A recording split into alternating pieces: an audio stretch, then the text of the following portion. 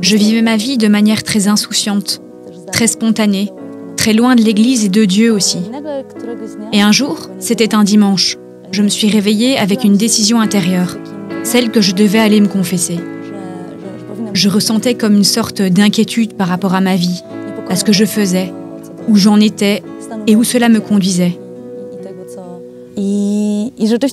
J'ai vu avec un très grand étonnement et une très grande horreur intérieure que malgré le fait d'être quelqu'un de bien, qui n'a jamais fait de mal, en réalité j'avais transgressé chacun des 10 commandements, l'un après l'autre, vraiment, réellement.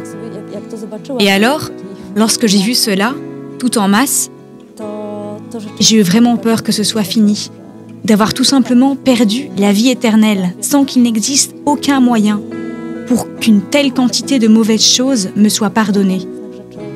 Alors, à ce moment-là, je me suis dit, tant pis, de toute façon, je dois aller me confesser. J'ai reçu comme une interpellation urgente, à sortir vite, chez moi, et de le faire avant que je ne commence à changer d'avis. C'est une pensée qui m'est venue, une impulsion, qu'il serait bon d'aller à la cathédrale à 15h.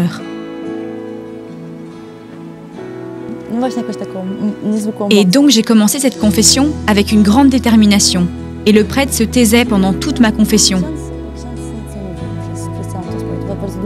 Après un moment de silence, il m'a dit « C'est vraiment extraordinaire que tu sois venu aujourd'hui pour te confesser.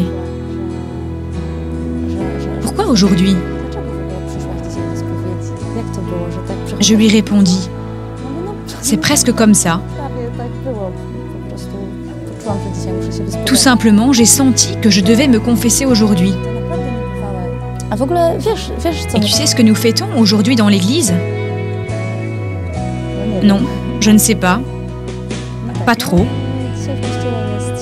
Alors aujourd'hui, c'est une fête dans l'église. C'est le dimanche de la miséricorde. Il m'a donc expliqué que c'est une fête établie grâce aux efforts de Sainte Faustine, qui, quand elle habitait à Ouch, avait l'habitude de venir justement à la cathédrale pour prier et aller à la messe.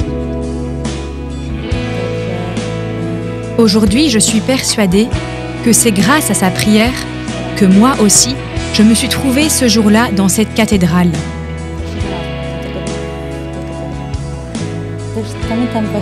Et je me rappelle aussi d'une joie incroyable et d'une sensation de légèreté. Surtout une joie lorsque je sortais de l'église. Et la conviction que Jésus est avec moi. Tout simplement, qu'il est là, qu'il est dans mon cœur, qu'il se réjouit avec moi. Il revenait vraiment avec moi à la maison et cela était quelque chose de très beau. C'était un tournant dans ma vie.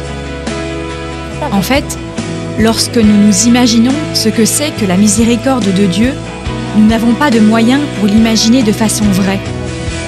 Et donc la miséricorde de Dieu est comme une bombe d'amour. Les mots me manquent pour le dire.